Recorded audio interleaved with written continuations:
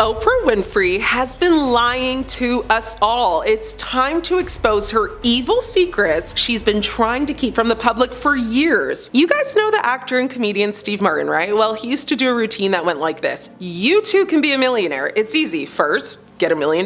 If you put that routine between hardcovers, you'd have a book called The Secret by Rhonda Byrne. It's a self-help manifesto that basically says in a nutshell, what you think about, you bring about. The book's central premise, the law of attraction, is that positive thinking is the route to obtaining what you want in life, while negative thoughts will cause bad events to occur.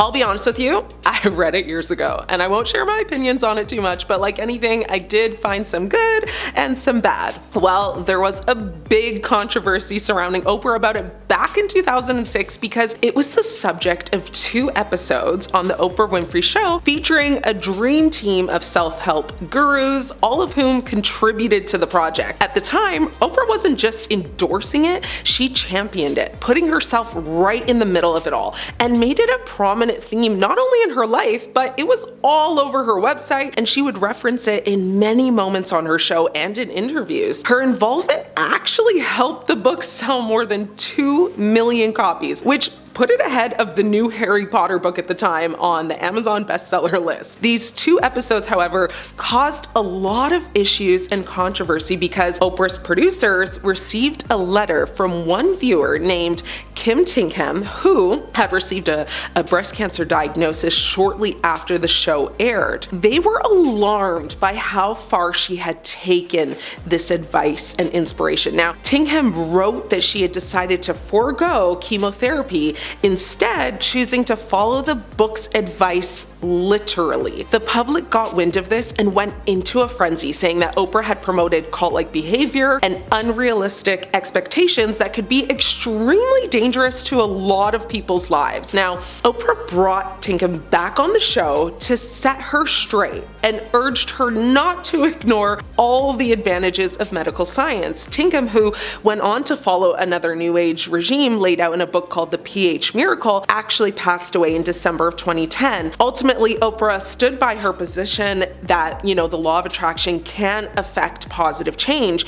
The problem is, though, is that there have been many incidents similar to Kim's. Like, a lot of consumers took this advice very seriously, and it had a lot of negative impact on their lives, so not so good. And because of all the backlash, Oprah has tried to keep this incident a secret for years and has since removed both episodes on her channel and website to try and keep the whole debacle under wraps. Next, I want to talk about Oprah's Maui scandal. Now, Oprah has a special connection to the island of Maui, Hawaii. In 2002, she purchased a 23-acre estate, which she has used as a private retreat and vacation home. Must be nice.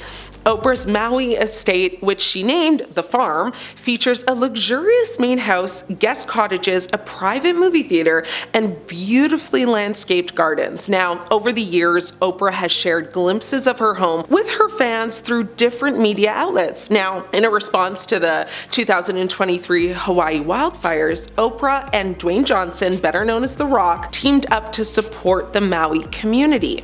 They created the People's Fund of Maui. Every dollar that you send that goes directly to the people. They both pledged $10 million to establish the fund, which aimed to provide financial assistance to affected Maui residents. Now, when Oprah and The Rock both contributed their initial $10 million payment to the fund, they also invited the public to contribute their own donations for the rest of it. When it launched, critics began questioning why the 2 celebs didn't just fund it entirely themselves, especially given their wealth and net worth, and some people have said that we should just be grateful to have help at all, and that nobody, including celebrities, are obligated to help or give money to anything. But the big controversy and issue that many people have is how wealthy Americans have taken over large portions of Hawaiian real estate, even while Native Hawaiians struggle to even receive land promised to be returned to them from the US government. People are on a 40-year-old waiting list for a home that the US government stole from natives over over a century ago. And during the big fires in Maui, residents fleeing the carnage of the flames were held up at the gates of Oprah's very large fenced property. She was not staying at the vacation home at the time and opened up upon learning of the tragedy, but residents felt a certain way knowing they had to contact authorities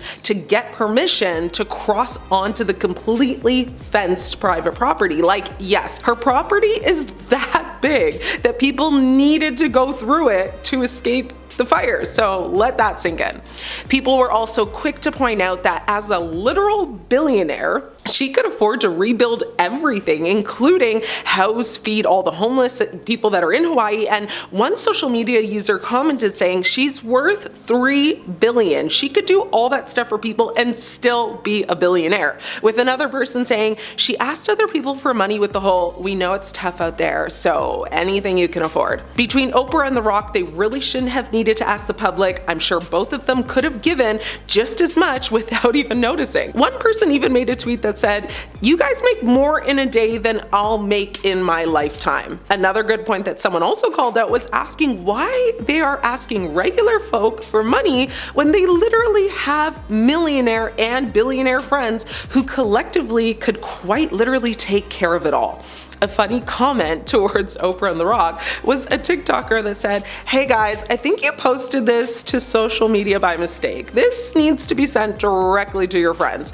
And on the real, honestly, I see no lies told, because why are you, a millionaire, asking us, the public, to contribute to this fund when most of us are lucky to afford like an iced venti macchiato once a week? Like, go ask Dr. Phil or Kevin Hart.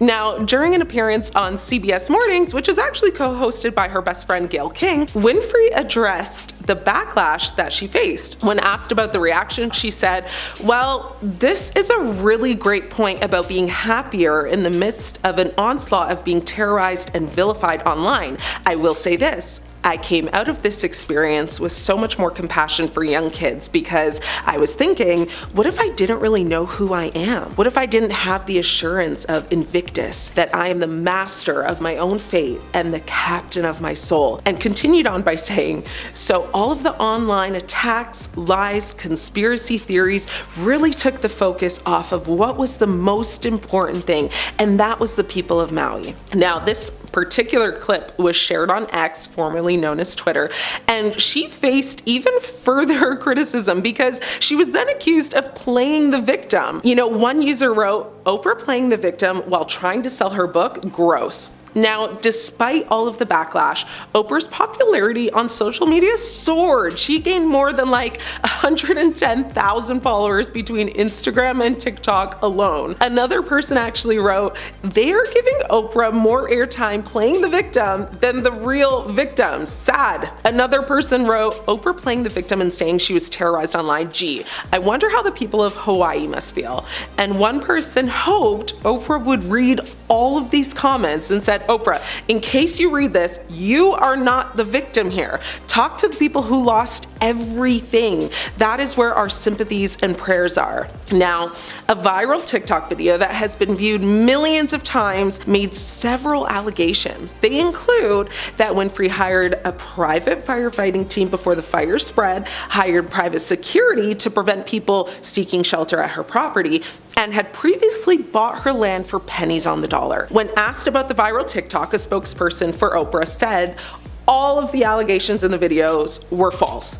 The original video has since been removed, of course, from the platform. However, reposts with several millions of views are still available. Now, remember the infamous Oprah episode in 2004 where she gifted literally everyone cars? Of course you do.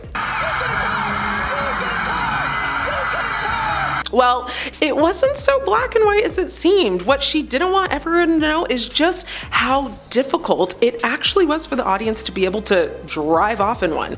It was Oprah's Favorite Things episode. Now, she surprised her studio audience by giving each one of them a brand new Pontiac G6 sedan. The episode, which was part of Oprah's 19th season, featured her favorite products and gifts of the year.